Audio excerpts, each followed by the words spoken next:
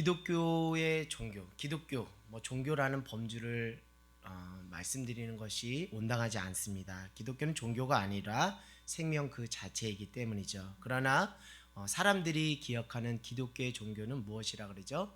사랑의 종교라 그러죠. 그래서 God is love, 하나님은 사랑이시다. 그러니까 기독교에서 말하는 그 복음, 실체, 최고의 가치는 무엇이라고요? 사랑입니다. 그러니까 사랑을 빼놓고는 기독교를 논할 수가 없는 것이죠. 오늘 그 사랑의 절정판 요한일서 말씀 우리가 같이 나누고 있습니다. 사도 요한을 우리는 흔히 무슨 사도라 그러죠? 사랑의 사도 그랬죠. 그래서 요한복음, 요한 1, 2, 3서 그리고 요한계시록. 여러분 특별히 이 성탄절, 특별히 대강절 이쯤에 요한복음, 요한 1, 2, 3서를 많이 좀 읽어 보시면 그 여러분의 심령이 뜨거워지고 따뜻해지는 경험을 하게 될 줄 믿습니다. 오늘 우리가 7절, 8절을 한번 여러분 읽어서 따로 읽지는 않겠지만 7절, 8절에 하나님께서 우리에게 당부하시는 것이 있습니다. 뭐 하자는 거예요? 서로 사랑하자는 거예요. 근데 why? 왜? 사랑은 누구에게 속했기 때문에요? 하나님께 속했다는 거예요. 사랑은 하나님으로부터 온다는 거예요. 그러니까 사랑의 근원, 사랑의 뿌리, 사랑의 원천은 누구라고요? 하나님이라는 거예요. 그래서 사랑하는 자는 누구에게 난 자라고요? 하나님으로부터 난 자다. 이 표현을 쉬운 성경은 무엇이라냐? 하나님의 자녀다라는 거예요. 사랑하는 여러분, 우리가 모두 하나님의 자녀입니다라고 고백하죠. 이 하나님의 자녀라는 이 고백 속에 또 하나의 고백이 숨어 있습니다. 나는 사랑하기로 결정했습니다. 할렐루야. 사랑하는 사람, 사랑하는 인생, 그 자녀를 하나님의 자녀로 삼아 주시는 거고요. 사랑할 때 비로소 우리가 누구를 아는 거라고요? 하나님을 안다라고 말하는 것입니다. 그런데 우리가 사랑하지 않으면 누구를 진정 아는 것이 아니에요. 하나님을 알지 못한다는 거예요. 여기서 안다는 것은 단순히 우리가 지식적으로 아는 것이 아니라 경험을 통해서 하나님의 사랑이 얼마나 나에게 크고 위대하고 그 사랑이 나를 살리는지를 경험으로써 아는 것을 말하는 것이죠. 그 사랑을 경험한 자가 비로소 누구를 사랑할 수 있다고요? 이웃들, 영혼들을 사랑할 수 있다는 거예요. 그러면서 8절 끝에 다시 말합니다. 하나님은 무엇이라고요? 사랑이라 이렇게 말합니다. 여러분 하나님께 속한 자입니까? 아멘. 오늘 성경 말씀 하나님께 속한 자는 어떤 자라고요? 사랑하는 자라는 거예요. 부디 바라고 원하옵기는 여러분 모두가 여러분의 인생이 하나님께 속한 하나님의 마음에 합한 인생이 되기를 원합니다. 고로 여러분 사랑하십시오. 더욱 사랑하십시오. 오늘 말씀 제목처럼 사랑하고 또 사랑하십시오. 때를 얻든지 못 얻든지 쉬지 말고 사랑하고 사랑하십시오. 그것이 여러분이 하나님께 속한 하나님의 자녀됨의 증거인 줄 믿습니다. 하나님은 그 사랑의 원천, 그 사랑의 실체, 사랑 그 자체입니다. 오늘 그 하나님을 맛보아 알아가는 것, 그것이 도리어 하나님의 사랑을 경험하는 것인 줄 믿습니다. 오늘 하나님께서 우리 가운데 귀한 영혼들을 보내주셨습니다. 오늘 저는 이 말씀을 준비하면서 기도가 나왔습니다. 오늘 사랑하는 두 분의 삶 속에 하나님의 사랑이 깊이 부은 바 되어 하나님이 나를 얼마나 사랑하신지 죽을 수밖에 없는 나를 살리시기 위해서 독생자 예수 그리스도를 보내주셨다는 것이 성령 안에서 하나님의 은혜로 믿음으로 취해지는 놀라운 역사가 있기를 원합니다. 우리가 함께 그 기도하는 마음으로 우리 두 분의 영혼들을 위해서 기도해 주시기 바랍니다. 우리 두 분의 영혼을 위해서 박수, 경제 박수 쳐드릴까요? 하나님은 우리 두 분을 사랑하셔서 이웃 가운데 인도해 주신 줄 믿습니다. 오늘 그 사랑이 사랑하는 아들과 사랑하는 딸의 그 심령을 촉촉하게 적시는 놀라운 성령의 역사가 이미 임한 줄 저는 확신합니다. 할렐루야. 이 시간 우리 9절을 한번 읽어볼까요? 시작. 하나님의 사랑이 우리에게 이렇게 나타난 바 되었으니 하나님이 자기의 독생자를 세상에 보내심은 그로 말미암아 우리를 살리려 하심이라. 아멘. 하나님이 세상을 이처럼 사랑하자 독생자를 주셨으니 이는 저를 믿는 자마다 멸망하지 않고 영생을 얻게 하려 합니다. 오늘 사랑하는 한 분 한 분을 위해서 하나님께서 사랑을 이렇게 보여주셨다는 거예요. 무엇이죠? 자신의 하나밖에 없는 독생자 예수 그리스도를 우리 자신을 위해서 내어주셨다는 거예요. 우리가 지은 죄, 원죄로부터 내려오는 우리의 모든 죄의 문제들을 우리 스스로 감당하게 하신 것이 아니라 하나님은 죽을 수밖에 없는 우리를 위해서, 사랑받을 자격이 없는 우리를 위해서 독생자 예수 그리스도를 십자가에 아낌없이 내어주신 거예요. 그래서 우리는 예수 그리스도의 피값으로 다시 산 인생입니다. 할렐루야. 하나님의 사랑 때문에 우리가 여기 있는 거예요. 하나님의 사랑 때문에 우리가 호흡하는 겁니다. 하나님의 사랑 때문에 우리가 하루하루 살아갈 수 있는 거예요. 오늘 부디 바라고 원하기는 독생자 예수 그리스도를 통해서 발견된 하나님의 사랑이 우리 안에 더 깊이 깨달아지고 경험되어지는 은혜의 밤이 될 줄 믿습니다.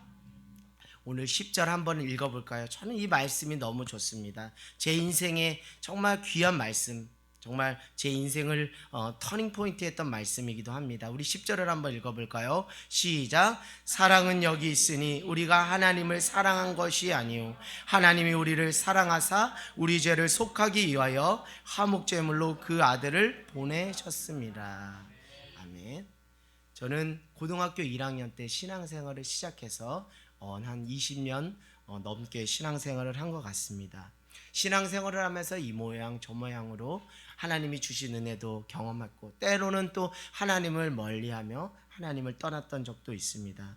그럼에도 불구하고 오늘 제가 이 자리 가운데 하나님의 은혜로 서 있을 수 있었던 결정적인 말씀이 바로 요한일서 4장 10절입니다. 저는 이때까지 내가 하나님을 사랑한다라는 그 방향성을 가지고 신앙생활을 했어요.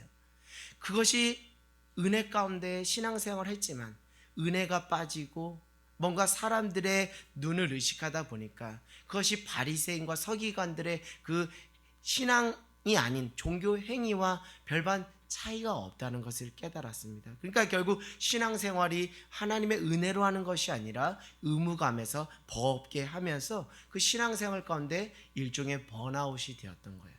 그래서 하나님을 더 멀리하며 나의 편리와 나의 유익을 위해서 하나님을 구하고 찾던 쯤에 신앙이 나락으로 바닥을 칠 쯤에 요한일서 4장 10절 말씀은 저를 다시 살렸습니다. 내가 하나님을 사랑한 것이 먼저가 아니라 하나님이 나를 먼저 사랑하셨구나. 그 사랑이 독생자 예수 그리스도를 십자가에 내어주심으로 완성되었고 나에게 보여졌고 나에게 계시되었고 그 사랑이 나의 심령에 부음바되었구나. 할렐루야. 사랑하는 여러분, 복음은 무엇입니까? 굿뉴스는 무엇입니까? 내가 하나님을 위해서 한 그것이 아니라 하나님이 나를 위해서 했던 그 복된 소식을 내가 경험할 때 우리의 인생이 변화되는 줄 믿습니다. 여러분, 하나님이 여러분을 먼저 사랑하셨어요. 하나님이 여러분을 택하셨어요. 그래서 여러분을 포기하지 아니하시고 독생자 예수 그리스도를 십자가에 내어주심으로 여러분을 먼저 사랑하셨어요. 그 복음의 정수, 복음의 비밀을 깊이 깨달으면 깨달을수록 나의 힘과 나의 의로 신앙생활하는 것이 아니라 하나님의 은혜에 반응함으로 하나님의 은혜에 보답함으로 살아가는 그 신앙생활이 될 줄 믿습니다. 나 같은 죄인 살려주신 하나님의 은혜가 얼마나 큰지 그 은혜에 빚진 자로서 그 은혜에 보답하며 살아가는 우리가 되게 되는 것이죠. 사랑하는 여러분, 오늘 이 밤에 우리가 경험해야 될 것은 내가 하나님을 사랑했습니다, 내가 하나님 사랑하겠습니다 라는 고백이 아니라 하나님이 2000년 전에 독생자 예수 그리스도를 여러분 자신을 위해서 내어주셨던 그 하나님의 형용할 수 없는 사랑, 그걸 가히 표현할 수 없는 그 사랑을 정말 경험하시라는 거예요. 그 경험을 속에서 다시 거듭나라는 거. 새 사람으로 입으라는 것입니다. 사랑하는 여러분, 우리 다음 세대 청소년 친구들, 주님을 인격적으로 영접하십시오. 주님의 사랑을 경험하십시오. 누구의 손에 끌려다니는 것이 아니라 하나님이 여러분 한 사람을 사랑하셔서 여러분을 구원하시고 살려주셨습니다. 그 복음의 비밀, 복음의 그 정수를 깨달아서 다시 새로운 인생을 살아가는 저와 여러분 모두가 되기를 주님의 이름으로 간절히 소망합니다. 우리 11절 한번 같이 읽어보겠습니다. 시작. 사랑하는 자들아, 하나님이 이같이 우리를 사랑하셨은즉 우리도 서로 사랑하는 것이 마땅하도다. 아멘. 결국 무엇이죠? 사랑의 순서는 무엇이죠? 하나님이 나를 사랑하셨다는 걸 깨닫는 거예요. 그 사랑을 경험하는 거예요. 그 사랑으로 힘입어 누구를 사랑하는 거예요? 형제 자매를 사랑하라는 것입니다. 12절을 이어서 보겠습니다. 사람들은 하나님을 보지 못해요. 우리도 하나님을 볼 수 없습니다. 그러나 세상 사람들은 하나님을 보았다, 하나님을 경험했다라고 표현합니다. 그것은 무엇이죠? 우리 안에 역사하는 그 삶의 모습을 통해서 저 사람은 하나님을 믿는 사람이야, 저 사람 안에 하나님이 있어 라고 그렇게 표현하면서 그 한 사람 한 사람을 통해서 세상 사람들은 하나님을 보게 되는 것이죠. 사랑하는 여러분, 여러분의 삶의 흔적 속에, 여러분의 삶의 여정 속에 하나님의 사랑이 여러분 안에 묻어나기를 원합니다. 여러분을 통해서 하나님은 사랑이시구나라는 그 입술의 고백이 세상 사람들에게 고스란히 고백되어지는 놀라운 은혜가 있게 될 줄 믿습니다. 특별히 코로나19 기간 동안 우리가 세상 가운데 증거해야 될 증인의 삶이 바로 이것인 줄 믿습니다. 우리 믿는 한 사람 한 사람의 삶을 통해서 하나님의 사랑이 저 사람 안에 있구나, 하나님의 사랑은 위대하구나, 그래서 평온한 가운데 담대한 가운데 하나님 앞으로 나가는 그 삶의 모습을 보면서 세상 사람들이 하나님을 발견하는 그런 은혜가 있게 되기를 원합니다. 여러분, 작심삼일이라는 말이 있죠. 참 맞는 말인 것 같아요. 저도 뭔가 결단을 하고 뭔가 다짐을 하고 해본들 3일을 못 가더라고. 작심삼일이더라고. 근데 나이가 들면 들수록 더 작심삼일이 제 안에 현실화되는 것을 보게 돼요. 저는 베드로가 맨날 저는 다른 사람은 다 주를 부인할지 몰라도 저는 주님을 부인하지 않겠습니다라고 호언장담했던 그 베드로의 고백이 저에게도 있습니다. 저도 주님 사랑합니다, 정말 주님 뜻대로 살겠습니다 호언장담하지만 그게 며칠을 안 가요. 작심삼일일 때가 많습니다. 그만큼 내 안에 선한 것이 없고 내 안에 사랑이 없고 내 안에 부족함만 드러나게 되는 것이죠. 사랑하는 여러분, 혹 여러분은 어떻게 오늘 말씀을 토대로 기도했는지 저는 알 수 없으나 여러분, 우리가 한번 이 기도 제목을 좀 바꿔보기를 원합니다. 우리가 사랑의 사람이 되기를 원하잖아요. 오늘 성경도 우리가 서로 사랑하자라고 말하고 있잖아요. 근데 말입니다, 내가 사랑을 못하는 것이 아니라, 내가 사랑을 못하는 그것이 근원적인 문제가 아니라, 근원적인 문제는 무엇일까요? 영적인 원리에서 보면 내가 그 사랑을 뭐하지 못했기 때문에, 경험하지 못했기 때문에, 깨닫지 못했기 때문에, 그것이 더 근원적인 문제인 거예요. 그러니까 여러분, 제가 사랑하는 사람이 되게 해주세요, 영혼을 사랑하는 사람이 되게 해주세요 라고 기도하면 그건 작심삼일에 불과하다는, 호언장담에 불과하다는 거예요. 왜요? 근본적인 부분에 대해서 기도하지 못했기 때문에. 왜요? 그것은 무엇이죠? 주님, 내가 하나님의 사랑을 깊이 경험하고 깨달을 수 있도록 그 기도가 먼저 나와야 된다는 거예요. 그 사랑에서 하나님의 사랑이 경험됨으로, 그 하나님의 사랑이 강건함으로 정말 우리 가족들을, 또 영혼들을, 이웃들을 사랑할 수 있는 것이죠. 사랑하는 여러분, 내가 사랑하지 못하는 그것에 대해서 너무 죄책감과 수치심을 가질 필요가 절대 없습니다. 나는 사랑 못해요. 성경은 말합니다. 내가 사랑할 수 없다는 것. 왜? 내가 사랑의 근원이 아니기 때문에. 사랑의 근원은 하나님이시기 때문에 내 힘으로 사랑 못해요. 작심삼일이에요. 그건 호언장담하는 것밖에. 우리 베드로의 삶을 통해서, 우리의 삶을 통해서 다 발견됐잖아요. 우리가 본질적인 부분에서 기도합시다. 주님, 나에겐 사랑 없습니다. 오늘 이 고백이 우리 안에 있기를 원합니다. 나에겐 사랑이 없습니다. 주님, 나에겐 사랑이 없습니다. 나에겐 사랑할 수 있는 근거, 모든 것이 없습니다. 오직 사랑할 수 있는 유일한 근거와 근원은 누구에게 있습니다? 하나님께 있습니다. 하나님 그 사랑의 샘에 내가 깊이 들어가 그 사랑을 벌컥벌컥 마심으로 깨닫고 경험할 수 있도록 주님, 오늘 성령께서 나의 심령을 완전히 녹여주셔서 가감없이 하나님의 사랑을 내 심령 가운데 완전히 받아들여서 내가 사람의 사랑의 사람으로 다시금 탈바꿈되는 놀라운 역사가 임할 수 있도록 주여 나를 완전히 바꿔주시옵소서. 물이 포도주로 바뀌는 그 질적인 존재의 변화처럼 우리가 그렇게 변화될 수 있도록 성령 하나님, 나를 하나님의 사랑으로 완전히 나의 몸을 전체를 전인격적으로 도배질을 하여 주시옵소서라고 근원적인 차원에서 기도하는 저와 여러분 모두가 되기를 원합니다. 결국 무엇입니까? 사랑이라는 것은 의지적인 차원의 문제가 아니라는 거예요. 사랑이라는 것은 하나님을 맛보아 경험하는 차원이라는 거예요. 그러니까 결국 우리가 하나님을 맛보아 경험할 때 그 사랑의 깊이와 넓이를 깨달을 때 그것이 자연스럽게 이웃사랑으로 흘러나갈 수 있다라는 것이죠. 사랑하는 여러분, 오늘 우리가 이렇게 기도해요. 하나님, 내 안에 사랑을 부어주세요.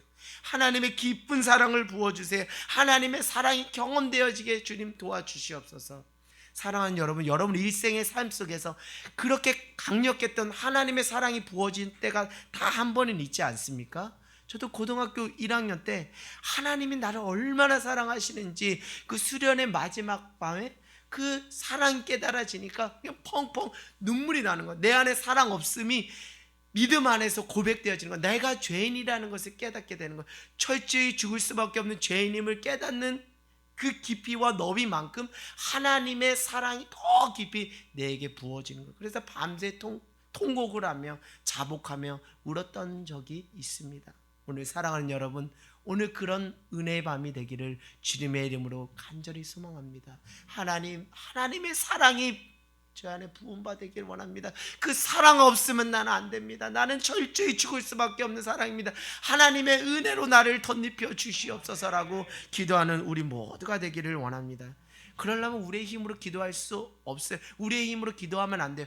성령의 도우심으로 기도해야 돼요. 성령님을 간절히 구하면서 기도해요. 성령님, 하나님의 사랑이 경험되게 해주세요. 하나님의 사랑이 깨달아지게 하여 주세요. 내 이성과 합리적인 상식으로 하나님의 사랑을 받아들이는 것이 아니라 성령 안에서 내 영이 열림으로, 내 심령이 열림으로 하나님의 사랑을 가감없이 받아 누릴 수 있도록 주님 그 사랑을 나에게 깊이 부어주시옵소서라고 성령님을 의지하며 기도하는 은혜의 밤이 되기를 원합니다. 그러면 성령님은 우리에게 은혜를 주시는 거예요. 하나님의 사랑이 얼마나 깊은지, 하나님의 은혜가 얼마나 깊은지, 더 깊은 지경까지 우리를 깨닫고 경험할 수 있도록 도와주는 줄 믿습니다. 결국 무엇입니까? 성령을 경험해야 된다는 거예요. 성령을 의지해야 된다는 거예요. 결국 하나님의 사랑을 받는다는 것은 영과 영의 교통함 가운데 가능한 거예요. 육신과 육신의 육적인 것으로 하나님의 사랑이 경험될 수 없습니다. 우리의 영안이 열려야 돼요. 우리의 믿음의 눈이 열려야 이것이 하나님의 사랑이었구나. 지난 모든 세월이 다 하나님의 은혜였구나. 많고 많은 교회들 중에 하늘 땅 교회로 보내주신 것이 하나님의 사랑이었구나. 느지막이 다 예수를 모르고 부인하던 나의 인생이 이제는 예수 없이는 못 사는 인생으로 만들어 주실 것이 다 하나님의 사랑이었구나라는 그 은혜와 깊이가 깨달아지는 그 은혜가 여러분 안에 있기를 원합니다. 그것이 다 성령께서 하시는 역사예요. 할렐루야. 오늘 그 은혜의 밤이 되기를 주님의 이름으로 간절히 기도합니다. 오늘 우리가 간절히 기도하기를 원해요. 주님, 내 안에 사랑을 부어주세요. 내 안에 가득 주님의 사랑을 채워주세요. 단순히 우리의 필요와 우리의 문제를 해결하는 그런 기도를 드리는 것이 아니라 하나님의 사랑을 만나야 우리의 인생의 본질적인 문제가 해결됩니다 라고 여러분 정말 절박한 심령을 가지고 여러분 앞에 여러분 하나님께 나와 기도하기를 원합니다. 여러분 우리가 코로나19 기간 동안 우리가 현실의 삶에서 정말 우리가 하나님 앞에 정말 수준 높은 기도를 드리길 원해요. 하나님의 사랑을 경험하길 원합니다. 하나님의 사랑을 맛보길 원합니다. 내 안에 하나님의 사랑을 부어 주시옵소서. 아멘. 여러분 우리 4장 7절을 보면 우리 한번 4장 7절 초반절을 한번 읽어볼까요? 시작. 사랑하는 자들아 우리가 서로 사랑하자. 아멘. 이렇게 겉으로 보여지는 문맥 그 맥락을 보면 이것이 권유형입니까? 명령형입니까? 명령형이죠. 서로 사랑하자. 사랑하라라는 거예요. 명령입니다. 왜요? 그것이 누구의 뜻이기 때문에? 하나님의 뜻이기 때문에. 그럼에도 불구하고 저는 이 사랑하자, 우리가 서로 사랑하자라는 것을 명령으로 받지 않는 은혜가 있다는 거예요. 다시 말씀드립니다. 어려서부터 가정 가운데서 부모의 사랑을 많이 경험했던 친구들, 정말 살아오는 환경 속에서 사랑이라는 것을 많이 경험했던 친구들에게 있어서 사랑한다는 것은 그것은 명령이 아닙니다. 우리가 사랑하자 이렇게 명령어로 말해도 그 친구에게는 그것은 명령이 아닙니다. 왜요?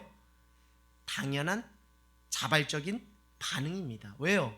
내가 무엇을 경험했기 때문에, 사랑을 경험했기 때문에. 오늘 요한 사도가 우리에게 4장 7절에 우리가 서로 사랑하자라고 하는 것은 그냥 우리가 의무적으로 우리에게 단순히 명령적으로 우리에게 권면하는 것이 아닙니다. 우리가 하나님의 사랑을 깊이 경험하고 또 깊이 경험하면 그 사랑이 자연스럽게 우리 안에 흘러 넘치게 된다는 거예요. 흘러 넘치는 그 과정이 무엇이라고요? 사랑하는 행위예요. 할렐루야. flowing, 흘러 넘치는 거예요. 그러니까 결국 무엇이죠? 하나님의 사랑을 경험하면 또 그 사랑을 발견하면 오늘 4장 7절에 서로 사랑하자는 것은 나에게 하나님의 준엄한 뜻으로서 명령의 말씀이긴 하지만 나에게 은혜로 다가오는 거예요. 왜요? 그것은 당연히 나에게 자발적인 은혜에 대한, 사랑에 대한 반응이 되기 때문인 줄 믿습니다. 우리 어린 생명들에게 많이 사랑해 주세요. 우리 어린 생명들이 이 말씀을 명령으로 받는 것이 아니라, 그래 하나님이 나를 사랑하니까, 나는 하나님의 은혜에 빚진 자니까, 하나님의 은혜를 경험한 자니까 이 은혜, 사랑 흘려보낸 삶이 돼야지라고 자발적으로 그렇게 반응하는 인생이 될 수 있도록 우리 사랑하는 다음 세대들, 또 우리 모든 세대들을 정말 조건 없이 무조건적으로 사랑하는 저와 여러분 모두가 되기를 원합니다. 요즘 그 말이 좀 유행한다 그래요. 그렇게 말해줘서 고마워요. 여러분 그 이야기 들어봤습니까? 그렇게 말해줘서 고마워요. 누가 그 말을 저한테 알려줘서 제가 오늘 퇴근하면서 그냥 시도 때도 없이 근거 없이 무조건적으로 저희 아내에게 그렇게 말해줘서 고마워요. 그렇게 말해줘서 무조건 그렇게 말했습니다. 사랑하는 여러분, 우리 부족함이 많은, 허물 많은 우리 사람들 아닙니까? 그럼에도 불구하고 우리 타인에게, 그 영혼에게 그렇게 말해줘서 고마워요. 나는 당신을 사랑하기로 작정했습니다. 결정했습니다. 왜요? 하나님이 나를 사랑하기 때문에요. 그렇게 말해줘서 고마워요. 무엇입니까? 솔직히 자기의 그 상한 감정들, 이건 좀 부부지간에 좀 유익한 언어라고 하는데요. 상대방에게 서운한 것이 있어요. 그럼 서운한 거를 이야기할 때 좀 또 가시로 받아들일 수 있지만 그렇게 받지 말고 그렇게 솔직하게 말해줘서 고마워요. 할렐루야. 우리 옆 사람에게 한번 얘기해 볼까요? 그렇게 말해줘서 고마워요. 한번 인사해 볼까요? 그렇게 말해줘서 고마워요. 아멘. 아멘. 네. 사랑하는 여러분, 가족은 무엇입니까? 가족은 무엇이에요? 조건으로서 맺어진 관계가 가족이 아니죠. 무조건적인, 조건 없이 맺어진 관계가 가족입니다. 그 가족 공동체가 바로 교회입니다. 상대방의 그 허물에 대해서 우리가 판단하고 정죄하는 것이 아니라, 혹 그렇게 부족하게 말하였다 할지라도 우리가 넉넉한 마음과 그 관용으로, 그래 그래, 그렇게 말해줘서 고마워. 그래, 그렇게 솔직하게 말해줘서 고마워. 내가 너를 위해서 기도할게. 당신을 위해서 기도하겠습니다 라고 우리가 관용과 그 온유와 그 겸손함을 영혼들에게 표현하는 저와 여러분 모두가 되기를 원합니다. 여러분, 야고보서 말씀에 정말 그 늘 여러분의 머릿속에 박혀있는 그것이 있죠. 행함이 없는 믿음은 무엇이다? 죽은 믿음이다. 그것을 일전에 우리 이재영 목사님께서 순종이 없는 믿음은 죽은 믿음이다 이렇게 말했어요. 저기서 그것에서 좀 힌트를 얻어서 저는 오늘 말씀을 준비하면서 사랑이 없는 믿음은 죽은 믿음이다. 할렐루야. 사랑하는 자여, 우리가 말과 혀로 사랑하지 말고 행함과 진실함으로 하자. 요한 사도가 했던 말입니다. 사랑하는 여러분, 사랑으로서 역사하는 믿음, 그것을 갈라디아서 5장 6절은 이렇게 말하고 있어요. 그리스도 예수 안에서 할례나 무할례나 효력이 없으되 사랑으로서 역사하는 믿음뿐이니라. 아멘. 여러분, 사랑으로서 역사하는 그 믿음을 행하고 있습니까? 그 믿음의 역사를 경험하고 있습니까? 믿음, 소망, 사랑, 그 중에 제일은 무엇이라고? 사랑이다. 고린도전서 13장 13절. 우리가 믿음이 자란다는 건, 우리가 처음 초신자로 교회 나와서 점점 믿음이 자라가는 것은 다른 것이 아니에요. 교회가 따뜻한 거예요. 교회가 온정이 있는 거예요. 정말 한 사람 한 사람 왜 이렇게 천사같이 나에게 잘해주는 거예요? 그것을 보면서 저 사람 속에서 누가 있구나? 하나님이 있구나. 저 사람 속에 하나님의 사랑이 있구나라는 것을 깨닫게 되면, 그러면서 조금씩 믿음이 성장하는 거예요. 그러니까 무엇입니까? 사랑이 공급돼야지 무엇이 자란다는 거예요? 믿음이 자란다는 거예요. 그러나 믿음이 더 이상 자라지 못하는 것은 사랑이 공급되지 못하는 거예요. 그 사랑의 원천, 사랑의 근원인 누구의 사랑을 깊이 경험할 때, 하나님의 사랑을 경험할 때 그리스도의 장성한 분량으로 우리가 믿음이 자라가는 거예요. 근데 이것은 다시 말씀드리면 어떤 것이냐? 받는 사랑에 익숙한 사람은 믿음이 자라지가 않아요. 어느 시점이 되면 믿음이 고착화돼 버려요. 사랑으로서 역사하는 믿음의 그 역사를 경험할 수 없어요. 다시 말씀드리면 무엇이냐면, 여러분의 신앙의 연수가 더하면 더할수록 이제 받는 사랑에 익숙한 것이 아니라 하나님의 사랑을 경험했으면 그 사랑을 흘려보내는 사랑을 실천할 때 그 사람이 사랑으로서 역사하는 믿음으로서 그리스도의 장성한 분량으로 자라간다는 거예요. 사랑하는 여러분, 오늘 말씀 제목처럼 사랑하고 사랑하십시오.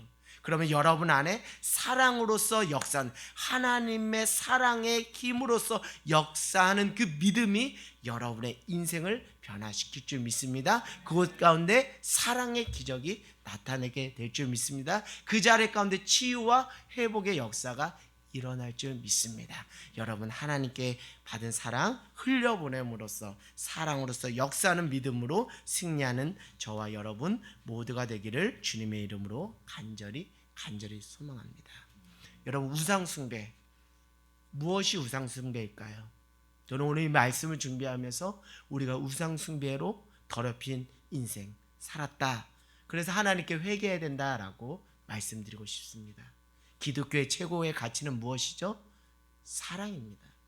기독교의 최고의 가치는 사랑인 거예요. 이것은 다시 말씀드리면, 사랑은 뒤를 돌아보면 이것은 무엇이라고요? 생명이라는 거예요. 기독교에서 말하는 사랑은 생명입니다. 할렐루야.